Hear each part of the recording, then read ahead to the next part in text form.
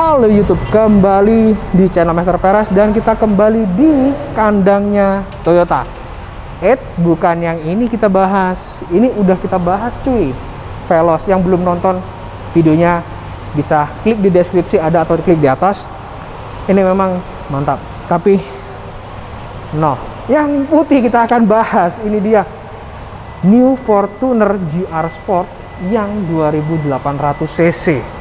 So, apa sih perbedaannya dengan yang 2400? Mengingat ini yang bikin kalian pemilik Fortuner yang udah beli GR, kalau dengar ini bikin ngelus dada. Aduh, karena apa? Selisih harga dari yang 2800 ke 2400 hanya nggak sampai 10 juta, 9 juta sekian lah. Kalian udah dapat yang Fortuner paling bertenaga saat ini. Wow. So, perubahannya apa aja? Kita lihat walk around sekeliling seperti biasa. Cuman kali ini nggak ada tes audio karena nanti deh alasannya apa deh. Nanti deh saya sebutin. Yuk langsung aja kita ulas yang satu ini.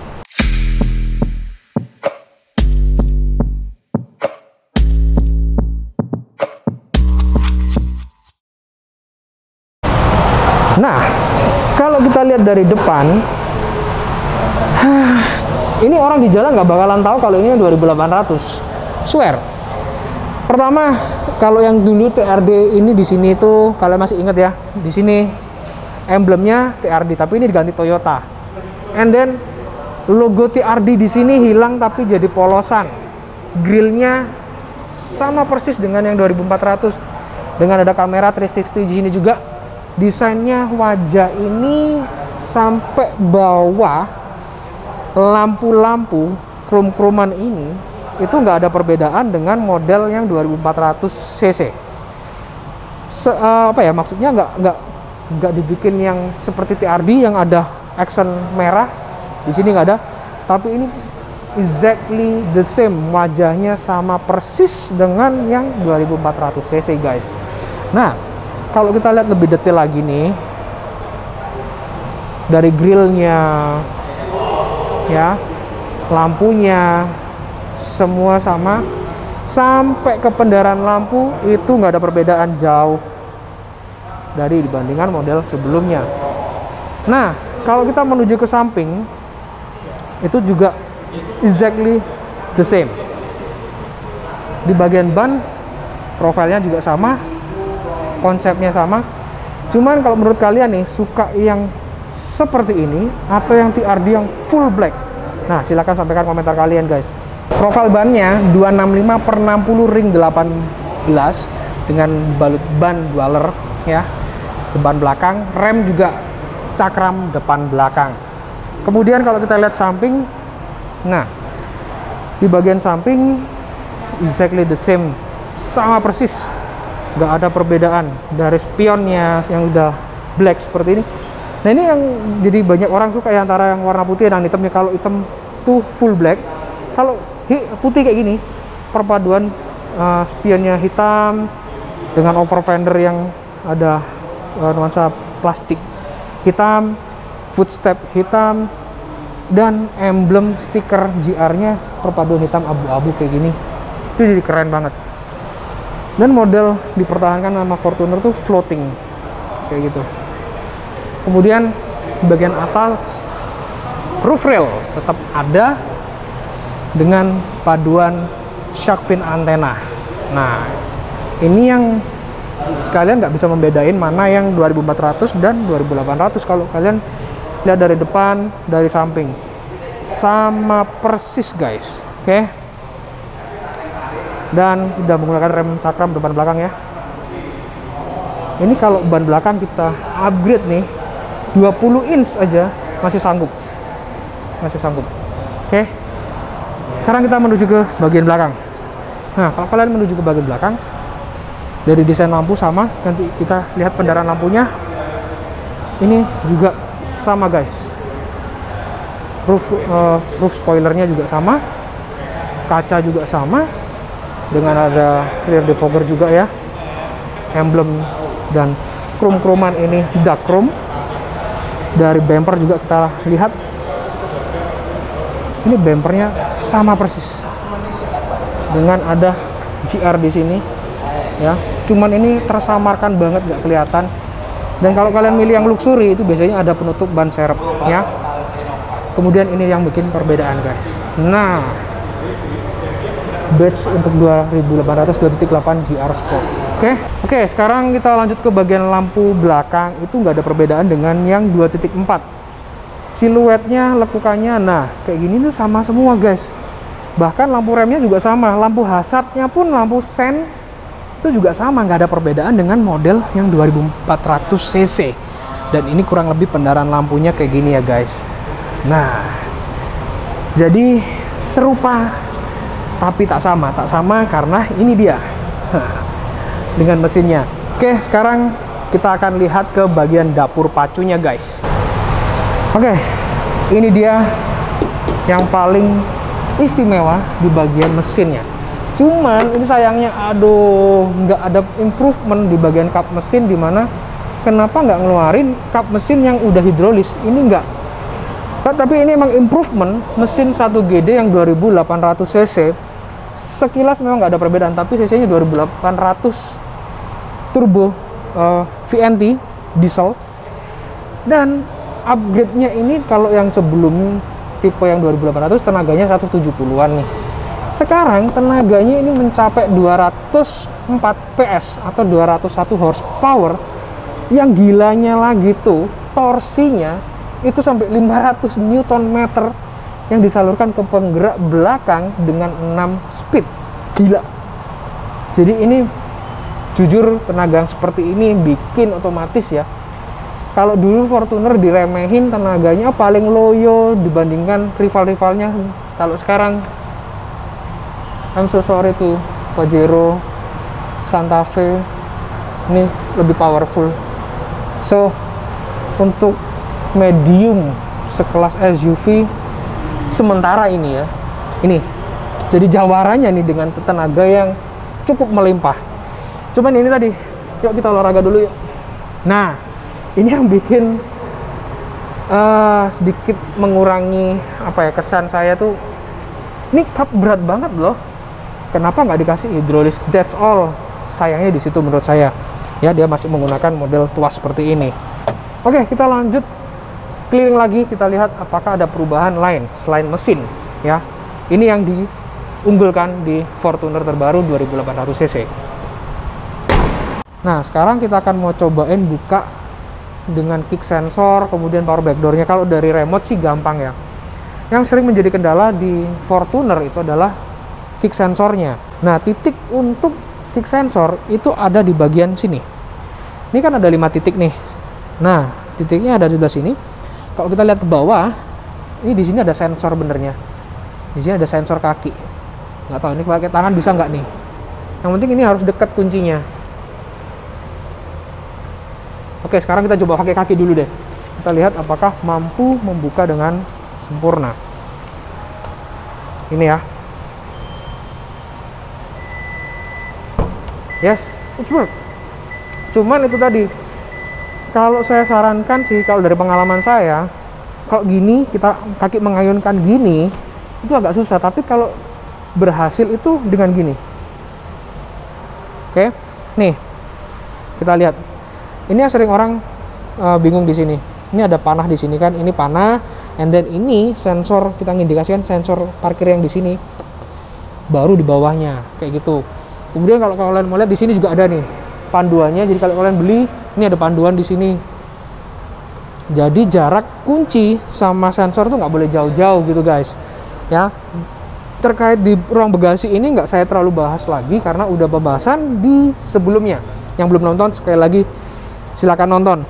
Kalau ini sih sama-sama di bagian sebelah sini. Nah, ini juga sama, ada untuk tambahan di sini, ada power outletnya juga ya.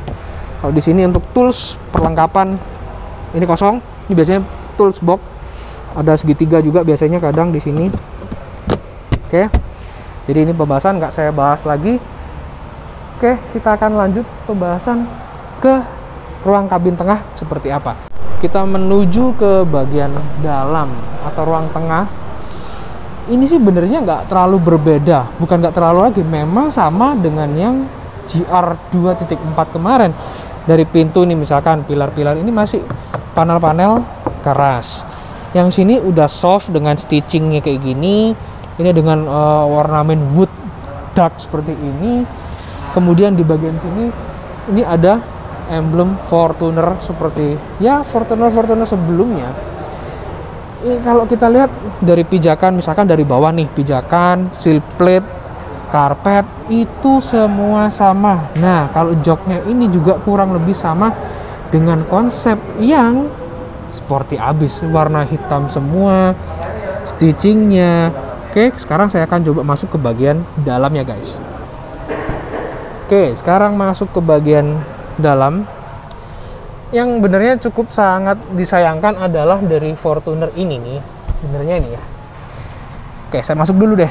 Ini cuman nggak ada pegangan di sini karena mobil tinggi ya. Ini kayak gini, naik. Oke. Dia sayangnya, kalau kita lihat di sebelah tuh mobil, ya mobil yang hitam di sono, generasi terbaru Veloz, kita bisa bilang lebih safety ketimbang nih Fortuner baru. Itu yang nilai yang sangat disayangkan untuk New Fortuner yang 2.8 ya. Dari sisi safety dia nggak ada airbag pilar kayak gini. Dia airbagnya cuma 3 di depan, 2 sama lutut ya. Oke, balik lagi. Di sini untuk 3 orang bisa, cuman menurut saya lebih enak seperti ini ya. Dan ada cup holder di bagian sisi tengahnya ini. Saya coba duduk ya di bagian tengah. Bisa sih, bisa. Apalagi ini ada headrest di sini bisa. Cuman bagian punggung nih terasa keras. Cuman asiknya, meskipun ini penggerak belakang ya, ini ada tunnel di sini di bagian bawah. Itu masih empuk untuk kita posisi duduk. Nice. Oke, lanjut lagi. Di bagian sini ada pocket-pocketnya, kemudian ini ada hook di sini, pocket sama hook, ini bisa kita gantungin belanjaan dan sebagainya. Dan penumpang belakang masih bisa ngecas, cuma di sini nggak ada slot lagi. Di sini baru ada slot 12 power outlet ya, sampai support sampai 120 watt. Dan ini slot bisa kita taruh handphone kayak gitu. Nice. Dan yang nggak kalah menarik lagi adalah di ruang sini, seperti Fortuner pada sebelumnya juga, nih lampunya LED. Terus pengaturan AC di sini bisa kita atur, bisa kita sesuaikan ya. Kita bisa auto, bisa off kan, speed fan-nya juga bisa kita atur. Dan ini adalah panel digitalnya, keren. Dan salah satu juga alasan Fortuner mungkin ya sampai saat ini, sampai yang generasi yang saat ini dia nggak ngeluarin sunroof adalah ini dia. Adalah rear seat entertainment-nya. Dia lebih mengutamakan rear seat entertainment. Seandainya ada sunroof otomatis, ini bisa dibayangin rear seat entertainment mundur ke sini, lampunya ke sini, kurang oke banget. Ya ini seperti pertimbangan saya memang dari sisi Toyota itu mengedepankan entertainment hiburan ke penumpang belakangnya. Dan dibandingkan rivalnya, bagian jok ini aneh, kanan kiri ini bisa kita majuin ya. Meskipun saya majuin paling maju sekalipun, ini masih ada space yang cukup agar penumpang belakang lebih muat ya, space-nya kurang lebih kayak gitu. But overall is nice. Double blowernya seperti ini, kisi-kisinya dia bisa kanan kiri dan sampai penumpang belakang itu pun ada. Jadi nggak terlalu banyak saya bahas untuk ke belakang karena sudah ada pembahasan ya kalau kemarin-kemarin ya. Oke, sekarang kita lanjut ke bagian depannya guys. Oke, sekarang kita lanjut ke ruang depan. Kabin utama, ya lagi-lagi kita bisa melihat memang kemewahan dari Fortuner nih ya. Ini masih balutan stitchingnya, ini masih armrestnya masih empuk. Dengan wood panelnya dark seperti ini. Dan all auto semua window. Ini pengaturan retract-nya, ya, lock-nya, penguncian window, dan udah auto retract. Dan inilah panelnya. Kita lihat juga di bagian steering switch-nya itu sama, steeringnya sama semua kecuali ini nih. Nah ini dia, ada emblem GR. and then cruise control belum aktif. Kemudian ini dia lah, tombol start stop buttonnya itu udah ada emblem GR-nya, itu wow banget. Kemudian kalau seatnya lagi, ini sporty plus dia nggak seperti yang GR kemarin, ini udah ada emboss bordir kayak gini ya, kanan kiri, keren, sip banget. Kita lanjut ke seatnya lagi. Di bagian seat ini juga udah elektrik tentunya, seperti yang sebelumnya juga udah elektrik. Dan di bagian passenger juga udah menggunakan passenger seat yang elektrik. Oke, sekarang saya masuk dan untungnya nih bagian depan nih ada grip di sini, kanan kiri juga ya, di passenger juga ada grip supaya kita kalau naik mobil tinggi, nah pegang gini naik. Oke. Wih, enak banget. Seatnya kayaknya sih ada sedikit improvement kalau menurut saya ya. Ini enak empuk. Dan kalau kunci masih sama dengan kunci-kunci yang sebelumnya, nggak ada perubahan ya. Ini lock, unlock, dan untuk bagian buka bagasi. Ntar saya turunin dulu, ini tinggi banget. Nah, ini enak nih. Posisi berkendara udah elektrik dan cepet. Kemudian di bagian steering itu udah tilt dan teleskopik. Mantap, ini udah pas banget. Oke, posisinya enak dengan steering kayak gini. Ada pedal shift juga. Kemudian transmisi masih sama juga, karena pedal shift dia ada bisa Taptronic manual dan matic. Dan seperti hal yang sebelumnya juga, mode berkendara di sini Eco, Normal, Sport sudah ada. Dan di sini masih dummy buttonnya dummy, dan ini ada traction control di sini. Dan di 2800 cc belum menggunakan electric parking, dia masih menggunakan tuas cuy, masih menggunakan tuas begini ya. Ini tergantung selera, ada yang memang untuk mobil SUV ada yang bilang suka dengan tuas seperti ini. Yuk kita lihat ke bagian box. Di sini boxnya cukup luas seperti di generasi sebelumnya juga sama, nggak ada perbedaan dengan yang 2400. Enak juga buat armrestnya, mantap. Kita masuk ke bagian atas dikit deh. Dan di bagian atas, bentar, ini mengganggu banget, sedikit saya tutup dulu. Nah, di bagian sun visor udah ada mirror, yang infinity mirrornya dengan lampu, tapi masih belum menggunakan LED. Kemudian spion belum ada sensor di sini, belum ada sensor hujan, jadi wipernya belum auto, tapi udah auto dimming di sini. Nah, auto dimming kita bisa pencet, mantap kan? Ini tempat kacamata, tapi lampu-lampunya boom sudah LED guys. Nah, kalau kita lihat LED-nya itu panel-panelnya keren seperti model sebelumnya juga. Memang belum ada upgrade di sini, perubahan desainnya, dan I like it. Oke, sekarang kita lanjut lagi di bagian sini. Kalau konsol semua ini masih, nah, masih kedengaran kan? Cuman yang di bagian speedometer ini empuk.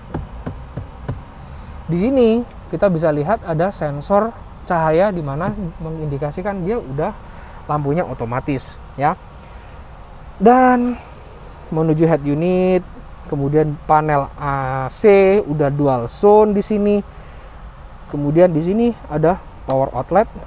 Di sini ada slot bisa taruh barang, kunci misalkan ya.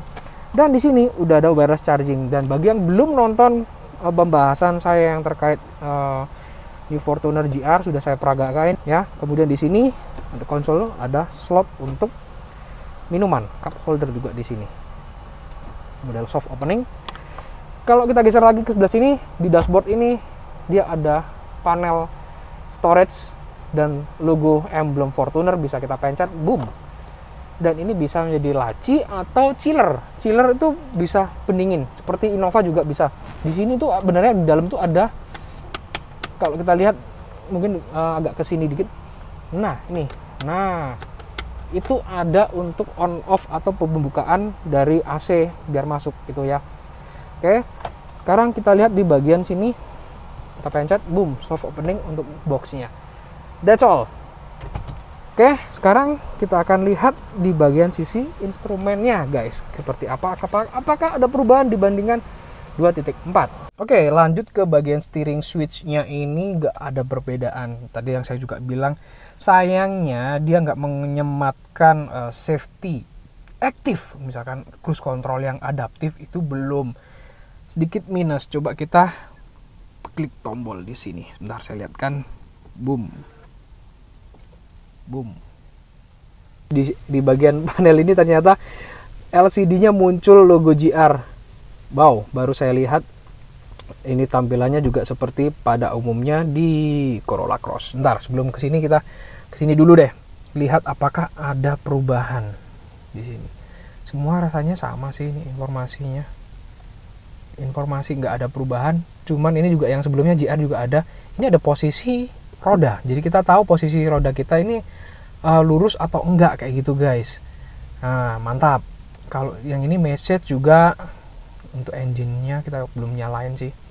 Oke, settingan semua sama sih, nggak ada untuk vehicle setting pun. Ini untuk power back door-nya kita bisa on off di sini juga. That's all. Ya, nggak ada banyak perubahan yang bisa kita lihat. Oke, lanjut ke bagian AC. Ini ada dual, kita bisa pencet auto. Ini kita bisa pencet. Nah, ini bisa kita atur perbedaan kanan kiri, temperaturnya berbeda ya, kita bisa atur kurang lebih kayak gitu. Dan ini ada rear, kita bisa aktifkan juga AC di belakang ya. Ini untuk pengaturan semburannya atas sama kaki.